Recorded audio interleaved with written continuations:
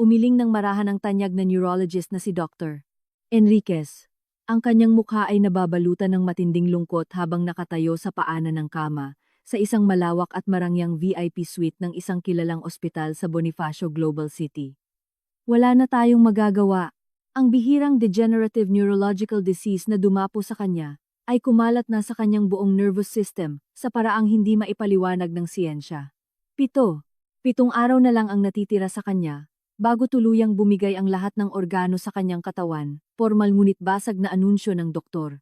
Ang tunog ng ECG monitor na nagbabantay sa tibok ng puso ni Isabela Obela, ang nag-iisang tagapagmana ng pinakamalaking imperyo ng real estate at mga luxury resort sa buong bansa, ay tila naging isang malamig na orasan na nagbibilang sa mga huling sandali ng kanyang buhay.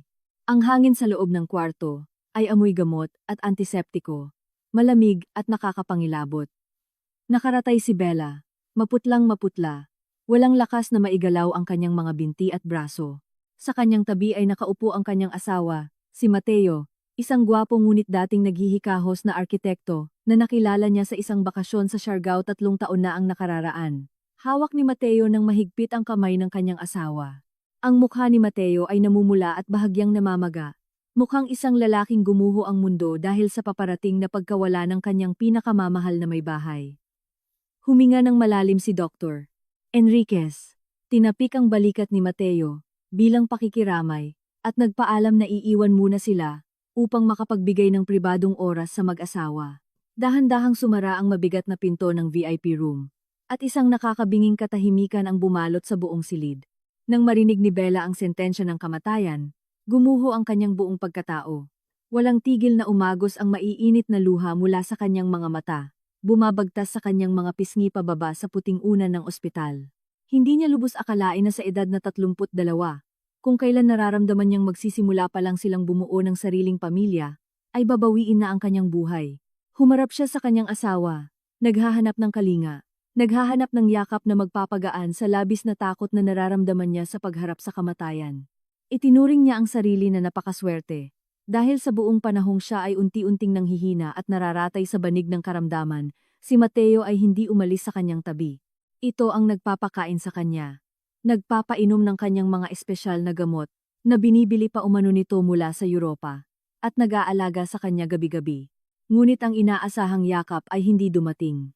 Sa halip, ang kalmadong atmosfera ay biglang nagbago, at naging isang nakakapangilabot na bangungot. Ang mga hikbi ni Mateo ay unti-unting huminto. Ang kanyang mga balikat na kanina ay nanginginig sa pag-iyak, ay biglang tumuwid at naging kalmado. Inangat ni Mateo ang kanyang mukha, at laking gulat ni Bella nang makitang wala ni isang patak ng luha sa mga mata nito. Ang mukhang puno ng pighati na ipinakita nito sa doktor kanina, ay biglang napalitan ng isang malamig, mapang-asar, at demonyong ngiti. Nawalan ng tinig si Bella, hindi makapagsalita sa sobrang pagkabigla sa drastikong pagbabago ng anyo ng kanyang asawa. Bago pa man siya makapagsalita o makapagtanong, hinawakan ni Mateo ng napakahigpit ang kanyang mga daliri, hindi isang haplos ng pagmamahal, kundi isang mahigpit at masakit na pagpiga na tila gustong durugin ang kanyang mga buto. Inilapit ni Mateo ang kanyang mukha sa tainga ni Bella. Ang kanyang hininga ay mainit, ngunit ang mga salitang lumabas sa kanyang mga labi ay mas malamig pa sa yelo ng bangkay. Sa wakas, bulong ni Mateo, ang boses ay mababa, nakakapanindig balahibo, at puno ng tagumpay. 7 araw. 7 araw na lang ang hihintayin ko, at tuluyan ka ng mamatay.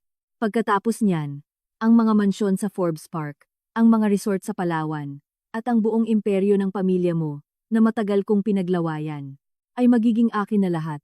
Nanigas ang buong katawan ni Bella.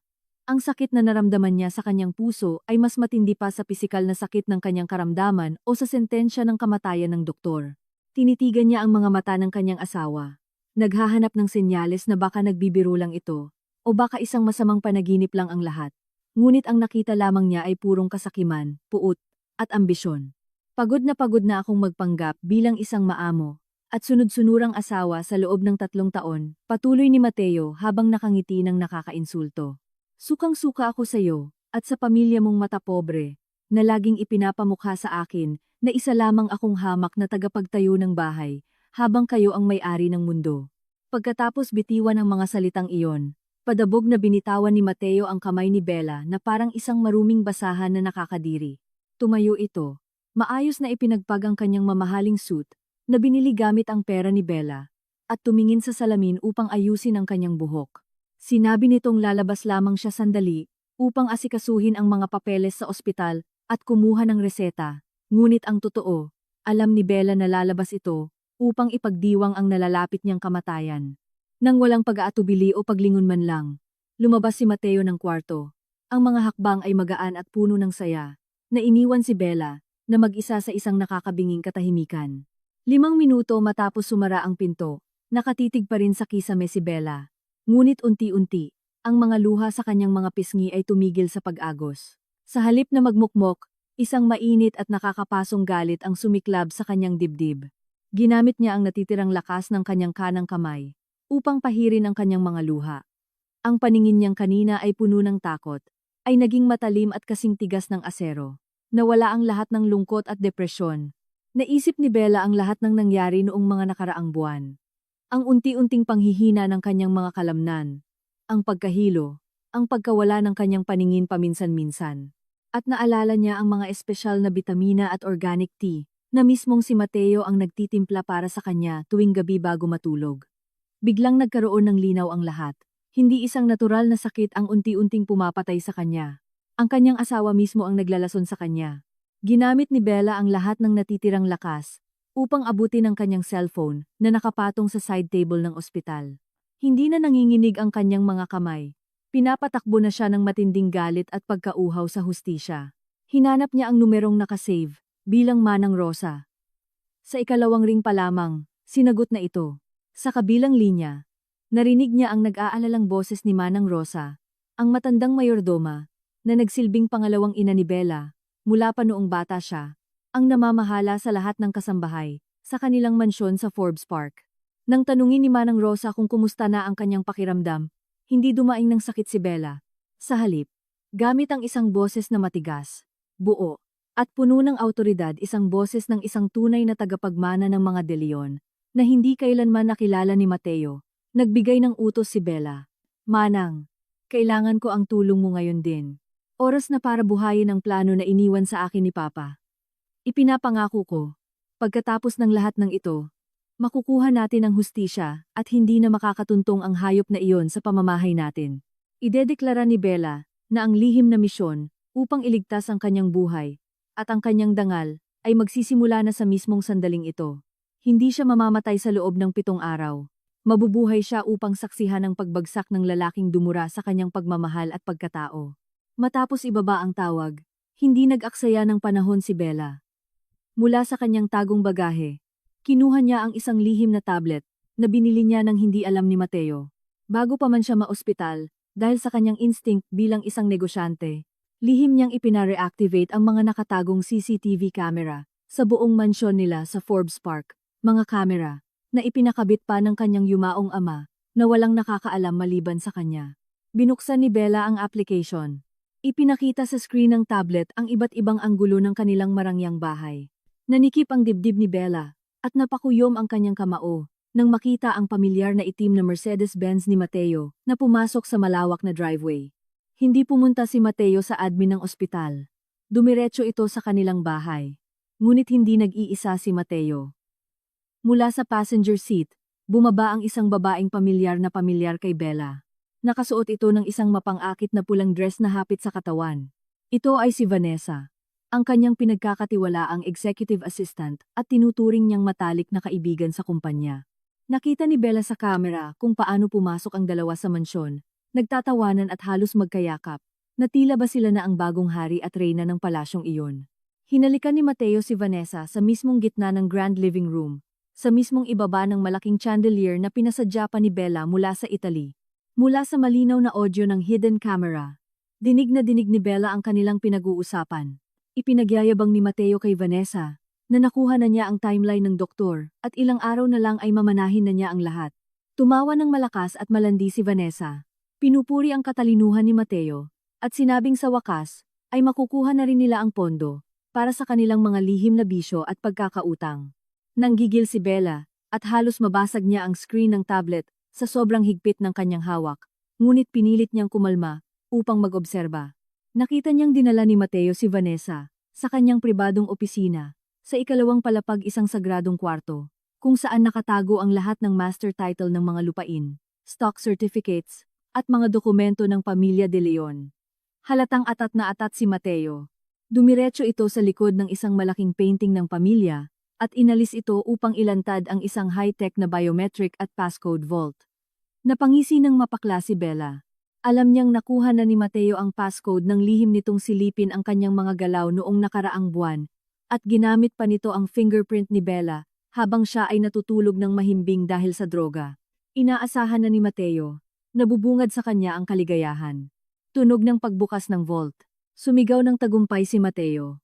Ngunit ang kanyang sigaw ay biglang naputol at naging isang nakakabinging katahimikan nang makita niya ang laman ng kahadeyero. Walang laman ng vault. Walang mga titulo ng lupa. Walang mga mamahaling alahas o diamanteng iniwan ng ina ni Bella, at walang mga tseke. Tanging alikabok at hangin ang nandoon. Namula ang mukha ni Mateo sa matinding galit. Tila puputok ang mga ugat sa kanyang leeg. Binusisi niya ang bawat sulok ng vault umaasang may hidden compartment, ngunit wala siyang nakita. Si Vanessa na nasa likuran niya ay nainis, at nagtanong kung nasaan ang bilyon-bilyong kayamanang ipinangako ni Mateo sa kanya. Sa sobrang inis, ibinalibag ni Mateo ang pinto ng vault. Isang malakas na kalabog na dinig sa mikropono ng CCTV. Nagsimula siyang magwala sa loob ng opisina. Pinagbabasag ang mga mamahaling vase at ibinalibag ang mga upuan. Pinapanood lamang ito ni Bella, na walang emosyon sa kanyang mukha. Pagkatapos ay nag-type siya ng isang maikling mensahe kay Manang Rosa. Inutusan niya ang matanda na isagawa na ang Plan B. Ang totoo, hindi ganoon katanga si Bella. Bago pa man lumala ang kanyang sakit, at bago pa lumabo ang kanyang tiwala kay Mateo, lihim na niyang inilipat ang lahat ng orihinal na titulo at kayamanan sa isang underground na pasilidad ng bangko sa tulong ng kanyang tiyuhin na si Tito Eduardo, isang maimpluwensyang tao sa underground business na itinuturing ng marami na patay na ngunit lihim na nagbabantay kay Bella. Ang kutob ng isang babaeng nagdududa ay mas matalas pa sa anumang patalim. Sa screen ng kamera, isang bigong-bigong Mateo ang nakapansin sa isang maliit na puting sobre na nahulog mula sa siwang ng vault matapos niya itong balibagin. Kuminang ang mga mata ni Mateo. Umaasang baka tseke ito na may malaking halaga o susi sa isang safety deposit box. Nanginginig ang kanyang mga kamay nang punitin niya ang sobre. Ngunit ang laman nito ay isang maliit na pirasong papel na may sulat kamay ni Bella. Kumunot ang noo ni Mateo at binasa ang nakasulat. Isang maikli at nakakapasong mensahe. Ang tunay na yaman ay wala sa bakal na ito, kundi sa tiwalang sinira mo. Maghintay ka lang. Sa matinding puot, nilukot ni Mateo ang papel at itinapon sa sahig. Sumigaw siya at tinawag ang lahat ng mga katulong, ngunit walang sumasagot dahil lihim nang pinauwi ni Bella ang lahat ng mga kasambahay at binigyan ng bayad na bakasyon, maliban kay Manang Rosa na may espesyal na misyon. Pilit na pinakalma ni Vanessa si Mateo. Ipinaalala nito na may 7 araw pa, bago tuluyang mamatay si Bella. Iminungkahi ng tusong kerida, na puwersahin na lamang ni Mateo si Bella, na pumirma ng isang absolute deed of sale, at isang special power of attorney, SPA, na nagbibigay ng buong kapangyarihan kay Mateo sa lahat ng ari-arian.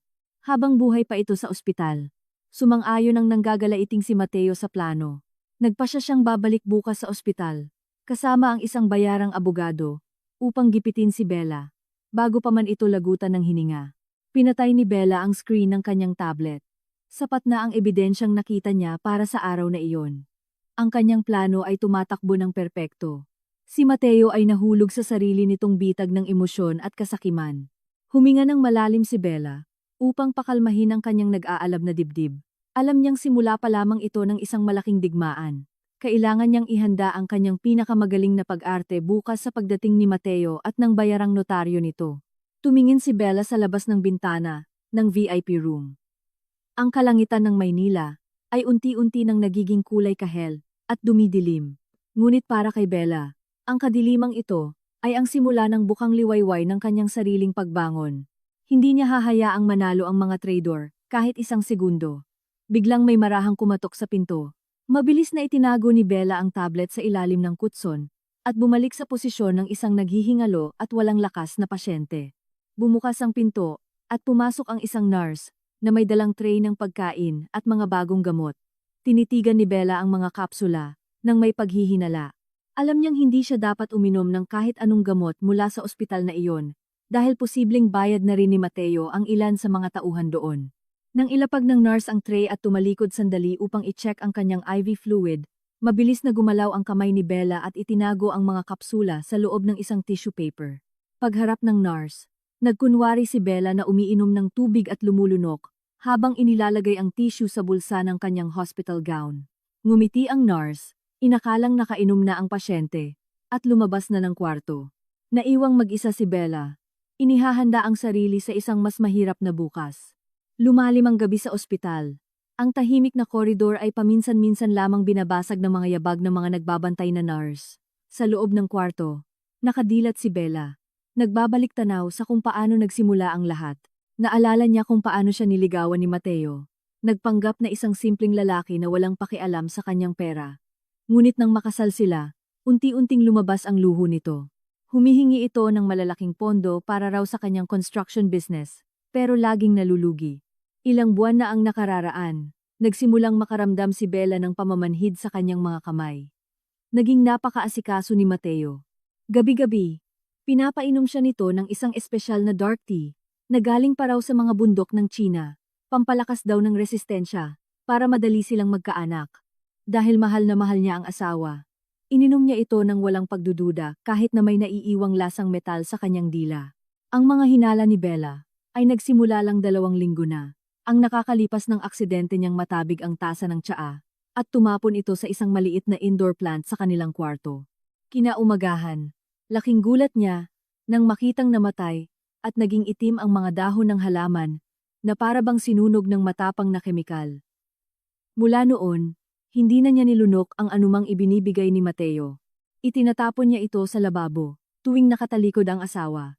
Ngunit ang lasong nakapasok na sa kanyang sistema, sa loob ng maraming buwan ay nag-iwan na ng pinsala, sinisira ang kanyang nervous system bagaman hindi pa sapat upang patayin siya. Ito ang dahilan kung bakit nalilito ang mga inosenteng doktor sa kanyang kondisyon. Akala nila ay natural na neurological failure, ngunit ang totoo, ito ay akumulasyon ng isang bihirang neurotoxin na unti-unting nagpaparalisa.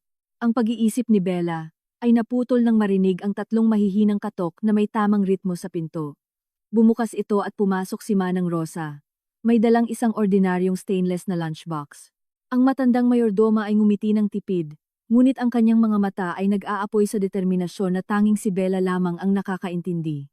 Habang inilalapag ang lunchbox sa mesa, bumulong si Manang Rosa na ang pagkaing ito ay ligtas sa kamay ni Mateo, dahil siya mismo ang nagluto nito, sa isang nakahiwalay na kusina ng isa nilang pinagkakatiwalaang kamag-anak.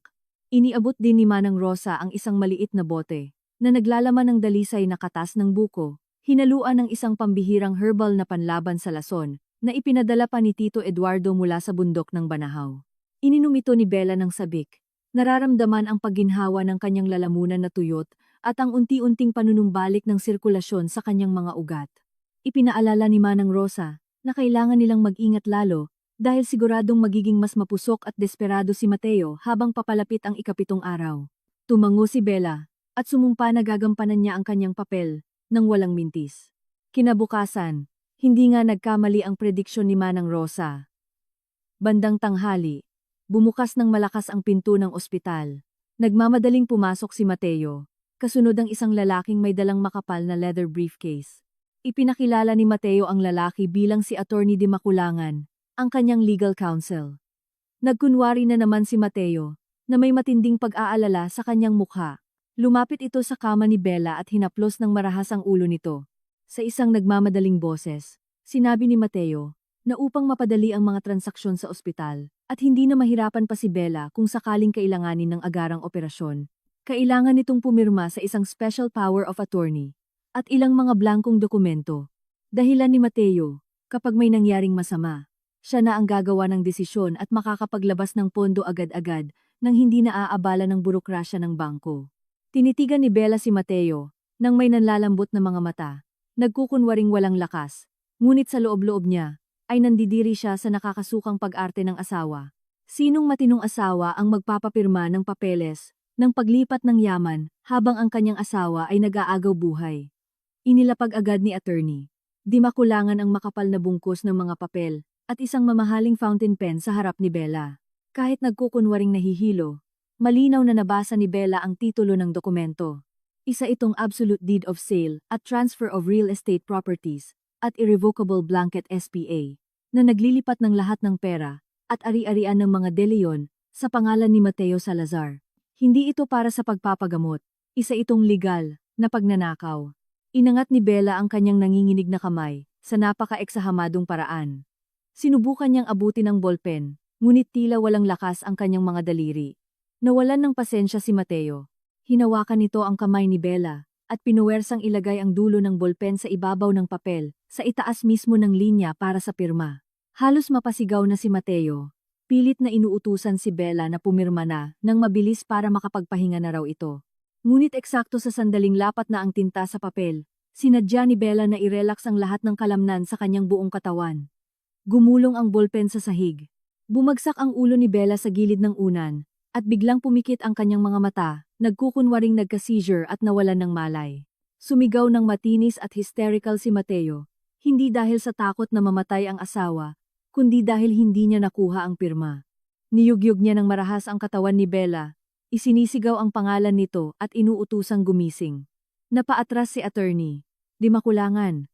Natatakot na baka mamatay ang kliyente sa harapan niya habang gumagawa ng iligal na transaksyon.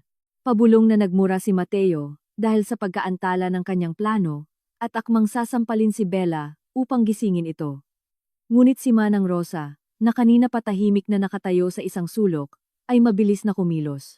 Itinulak niya ng malakas si Mateo palayo sa katawan ni Bella at sumigaw upang tumawag ng mga doktor. Nagkagulo sa loob ng kwarto nang pumasok ang mga nurse. Sa gitna ng kaguluhan, nakapikit si Bella, ngunit nakangiti ang kanyang isipan sa tagumpay. Nanalo siya ng isa pang araw, at lalong pinasakit ang ulo ni Mateo. Pinalabas ng mga gordiya si Mateo sa kwarto, dahil sa pang-aabala sa medical emergency. At bumalik si Bella sa kanyang tahimik, at peking koma. Nang sumunod na araw, ang atmosfera sa marangyang mansyon sa Forbes Park ay nakakasakal. Sa kabila ng pagkawala ng reyna ng tahanan, umuwi si Mateo na magkasalubong ang kilay at galit na galit dahil sa pagkabigo niyang makuha ang pirma. Palakad-lakad siya sa grand living room. Sinisisi ang tadhana, at sumisigaw habang kausap si Vanessa sa telepono. Ang nanlilisik na paningin ni Mateo ay dumapo sa bulto ni Manang Rosa na tahimik na nagwawalis sa hardin malapit sa pool area. Ang presensya ng matandang ito ay biglang naging napakabigat sa kanyang paningin. Pakiramdam ni Mateo, si Manang Rosa ay isang espiya na laging nakabantay sa bawat galaw niya. Naalala din niya kung paano siya itinulak nito sa ospital. Kumulo ang dugo ni Mateo, pakiramdam niya ay niyurakan ang kanyang ego at autoridad bilang amo ng bahay. Padabog na naglakad si Mateo patungo sa glass door at binuksan ito ng malakas. Sumigaw siya at tinawag ang matanda. Huminto sa pagwawalis si Manang Rosa, at kalmadong humarap, walang anumang bahid ng takot sa kanyang kulubot ngunit matapang na mukha. Ang matalim na titig ng matanda ay panandali ang nagbigay ng kaba kay Mateo, ngunit nanaig ang kanyang kayabangan. Dinuro niya si Manang Rosa at isinigaw na simula sa araw na ito, sibak na ito sa trabaho. Inutusan niya itong kunin ang mga basahan nitong gamit at lumayas sa mansyon bago pa maggabi. Dahilan ni Mateo, hindi niya kailangan ng isang bastos at pakialamerang katulong sa kanyang bahay. Nakaramdam ng panandaliang kasiyahan si Mateo dahil naisip niyang nabawasan siya ng isang problema. Ngunit ang naging reaksyon ni Manang Rosa ay lubos na hindi inaasahan. Sa halip na lumuhod, umiyak, at magmakaawang huwag siyang tanggalin, isang mahinang halakhak ang kumawala sa mga labi ng matanda. Isang halakhak na magaan ngunit puno ng nakakatakot na awtoridad. Itinuwid ni Manang Rosa ang kanyang likod. Ipinatong ang walis sa gilid ng mamahaling paso, at humakbang palapit kay Mateo, hanggang sa 1 metro na lamang ang pagitan nila. Gamit ang isang kalmado ngunit napakatigas na boses, sinabi ni Manang Rosa na wala ni katiting na karapatan si Mateo, na sibakin siya. Ipinaliwanag niya ng buong linaw na ang kanyang kontrata sa pagtatrabaho ay hindi pinirmahan kay Mateo o kahit kay Bella. Ang kanyang kontrata ay direktang nakatali sa De Leon Family Blind Trust, ang legal na pundasyong itinatagpa ng yumaong ama ni Bella. Hanggat nabubuhay si Bella, o hanggat umiiral ang pundasyong iyon na pinamamahalaan ng Board of Directors, walang sinumang dayo, lalo na ang isang asawang nakapangasawa lang ng yaman, ang may kapangyarihang magpalaya sa kanya. Napanganga si Mateo. Hindi niya akalaing ang isang hamak na mayordoma ay may alam sa mga blind trust, corporate laws, at kontrata. Sinubukan muling manakot ni Mateo. Sumisigaw na siya ang asawa, at malapit nang maging nag-iisang tagapagmana ng bahay, kaya ang salita niya ang batas. Ngumiti lamang ng mapakla si Manang Rosa. Pinagtawanan ng matanda sa kanyang isipan, ang kabobohan ni Mateo. Hindi alam ni Mateo, na si Manang Rosa ay hindi lamang basta katulong. Siya ang mga mata at tainga ni Tito Eduardo, ang kinatatakutang mafia boss at corporate fixer na kapatid sa labas ng ama ni Bella. Tinitigan ni Manang Rosa si Mateo, ng diretso sa mga mata, at nagsalita ng may dobleng kahulugan. Ang trabaho ko rito ay bantayan ang mga bulaklak ni Senyorita Bella, upang hindi ito malanta ng maaga. At para siguraduhing walang salot na insekto ang sisira sa magandang hardin na ito. Isang matinding insulto, na nagkokumpara kay Mateo sa isang salot na insekto. Walang masabi. Napabuntong hininga na lamang si Mateo.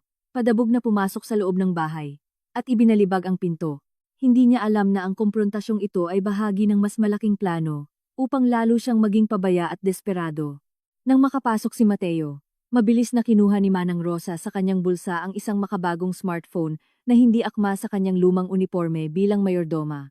Tinawagan niya ang isa sa mga tauhan ni Tito Eduardo, na nakapasok bilang branch manager sa bangko, kung saan nakadeposito ang karamihan sa likidong pondo ng mga De Leon. Gamit ang mga code word, inutusan niya itong i-freeze pansamantala ang lahat ng personal accounts na naka-joint account kay Mateo, at magpakalat ng chismis sa loob ng bangko na ang mga assets ng pamilya De Leon ay kasalukuyang iniimbestigahan ng Anti-Money Laundering Council, AMLC, dahil sa isang dispute sa mana. Alam nilang may kaibigang nagtatrabaho sa bangkong iyon si Mateo, na siguradong magbabalita nito sa kanya. At tama nga, kinahapunan, nakatanggap ng tawag si Mateo. Namutla si Mateo nang marinig na mapi-freeze ang lahat ng pera, kapag namatay si Bella, nang walang malinaw na testamento o deed of sale. Inatake si Mateo ng matinding gulat at panik, naramdaman niyang paubos na ang kanyang 7 araw. Kung hindi siya kikilos agad, mawawala ng saysay ang lahat ng hirap at paglalason niya. Hindi niya namalayan na ang lahat ng panik na ito ay kagagawan ng matandang gusto niyang palayasin. Sa isang sulok ng hardin, patuloy sa pagwawalis si Manang Rosa. Nakangiti dahil kinagat ng ahas ang makamandag nilang pain. Lumubog na ang araw sa kanluran. Nagiiwan ng kahel na liwanag na unti-unting nilalamon ng gabi. Ngunit sa marangyang mansyon sa Forbes Park, ang atmosfera ay buhay na buhay at maingay. Taliwas sa isang bahay na ang may-ari ay naghihingalo sa ospital. Si Mateo ay nakatayo sa harap ng malaking salamin sa master bedroom. Inaayos ang kwelyo ng kanyang mamahaling tuksedo, na nagkakahalaga ng daan-daang libong piso. Nilagyan niya ng pumada ang kanyang buhok, at pinagsuklay patalikod, upang magmukhang kagalang-galang. Isang ngiti ang hindi maalis sa kanyang mga labi. Ngayon ay ang 5 araw, mula nang ibigay ng doktor ang sentensya. Sa kalkulasyon ni Mateo, 2 araw na lang, o baka bukas ay tuluyan ng bibigay ang katawan ni Bella. Ang kasiguraduhang malapit na siyang maging isang napakayamang biyudo, ay nag-udyok kay Mateo na ipagdiwang ang tagumpay na ito ng maaga. Inorganisa niya ang gabing ito at tinawag itong isang exclusive charity gala at business strategy meeting para sa mga bagong investors. Bumaba si Mateo sa grand staircase ng may labis na kumpiyansa, umaaktong parang hari na pababa sa kanyang trono. Ang malawak na sala at dining hall ay na-transform sa isang eleganteng ballroom. Ang mga bilog na mesa ay may puting mantel, napapalamutian ng mga imported na bulaklak. Isang professional catering team ang abala sa pagsiserve ng caviar, truffles, at champagne.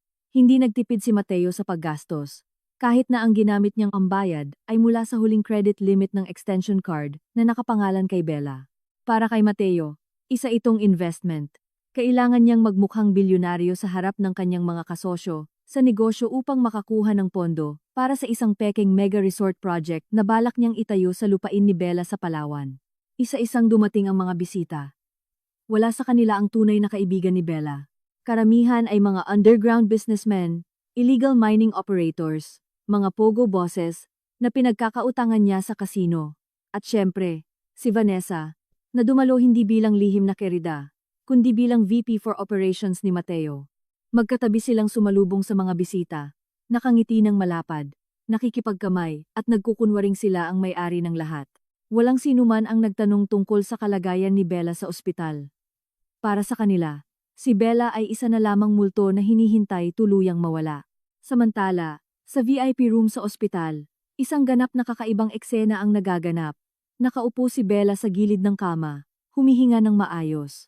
Wala na ang swero sa kanyang kamay. Ilang minuto pa lang ang nakakalipas ay buong tapang niyang hinugot ang karayom at diniinan ang sugat gamit ang bulak hanggang sa tumigil ang pagdurugo. Ang hapdi ng pagkakahugot sa karayom ay walang-wala kumpara sa sakit ng pagkakatraidor sa kanya ni Mateo. Napakasigla ng pakiramdam ni Bella ngayon. Dahil sa herbal na panlaban sa lason at malinis na pagkain na palihim na ipinapasok ni Manang Rosa, unti-unting na-neutralize ang lason sa kanyang katawan. Nanumbalik ang lakas ng kanyang mga kalamnan. Kahit hindi pa siya 100% magaling, sapat na ito upang isagawa ang unang hakbang ng kanyang matinding paghihiganti.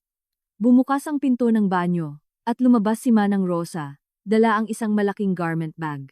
Nang walang imik, tinulungan ng matanda si Bella, na hubarin ang nakakabagot na damit pasyente. Isinuot ni Bella, ang isang napaka-eleganteng itim na long gown, na nagpapahiwatig ng pagluluksa hindi para sa kanya, kundi para kay Mateo. Inayos niya ang kanyang buhok, at naglagay ng matapang na pulang lipstick. Nang tumingin siya sa salamin, halos hindi na niya makilala ang sarili. Ang babaeng nasa refleksyon, ay hindi na ang mahina at inosenteng Bella. Siya na ngayon ang reyna ng mga De Leon, na handang pumatay para sa hustisya. Tiningnan siya ni Manang Rosa, nang may labis na pagmamalaki. Lihim silang lumabas ng ospital. Si Dr.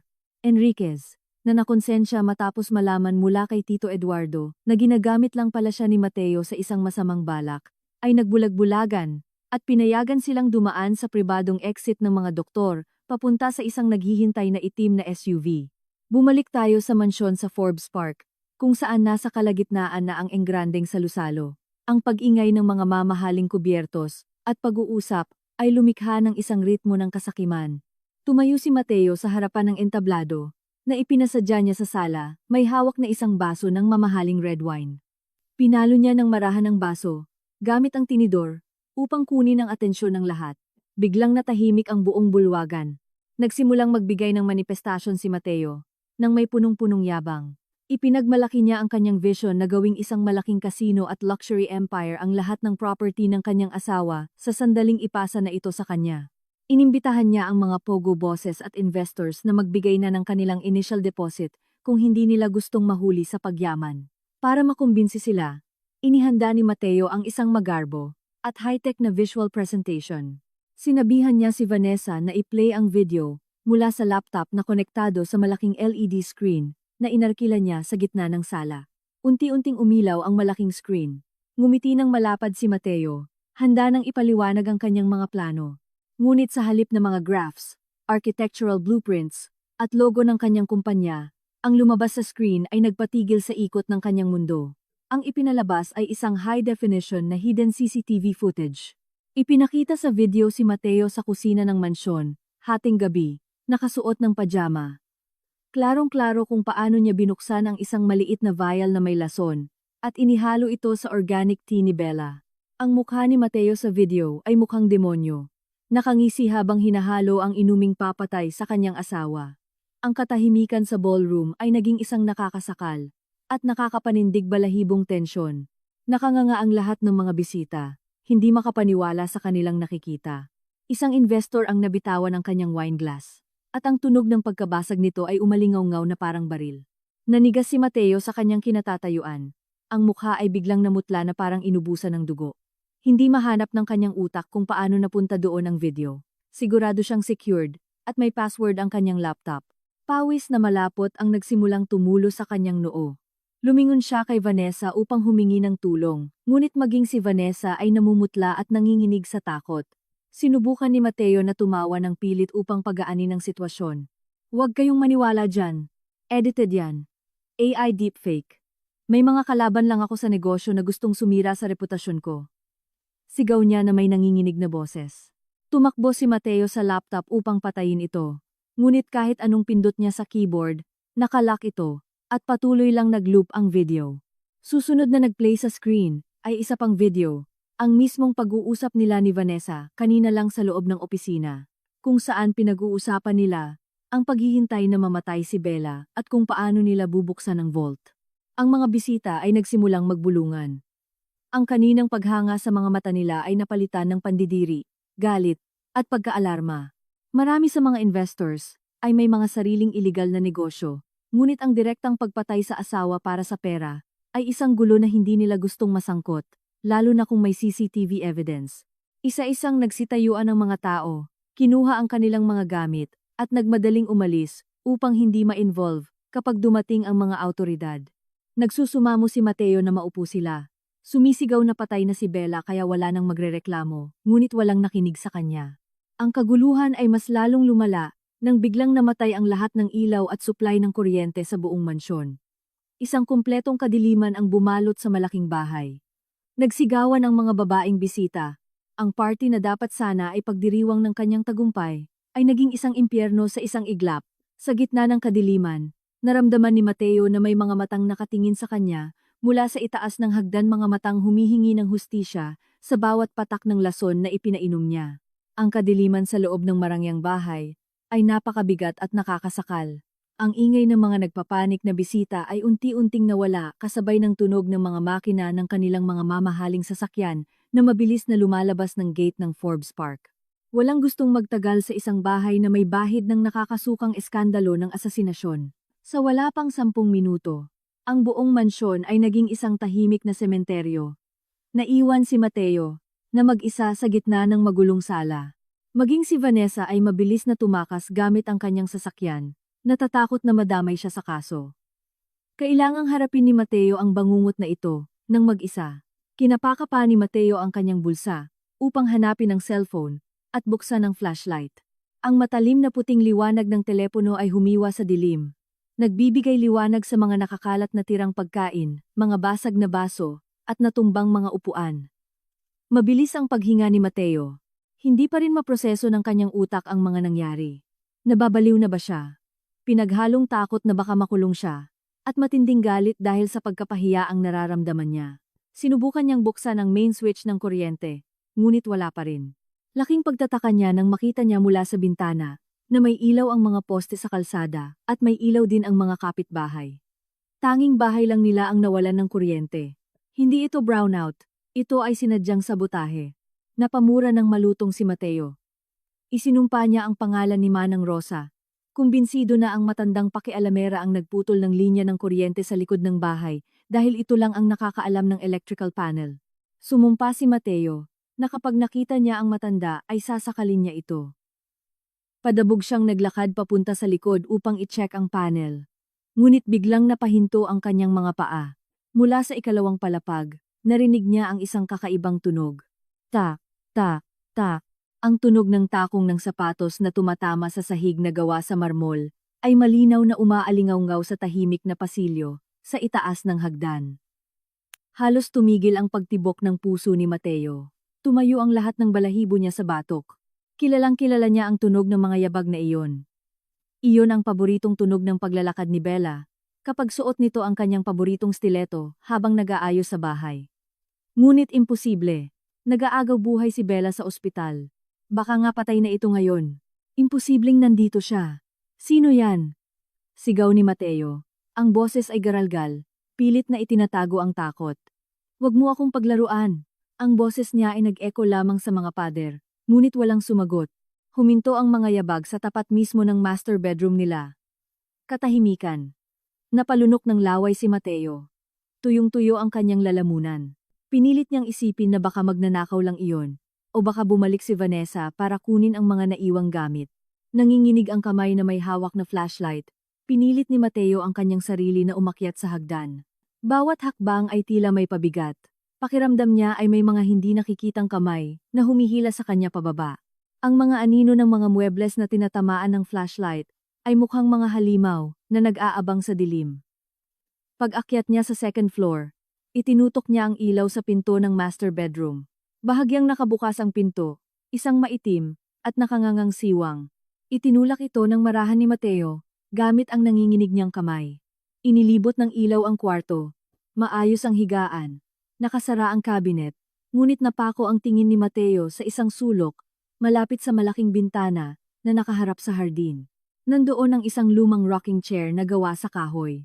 Nakatalikod ang silya sa pinto, at sa silyang iyon, nakita ni Mateo ang silweta ng isang babaeng nakaupo. May mahaba at nakalugay na buhok, nakasuot ng puting nightgown na kabisadong-kabisado niya. Paboritong pantulog iyon ni Bella. Nanghina ang mga tuhod ni Mateo at napasandal siya sa pader. Mahinang bulong niya. Tila isang taong nawalan ng katinuan. Hindi gumalaw ang bulto. Unti-unting gumalaw ang rocking chair ng mag-isa pabalik.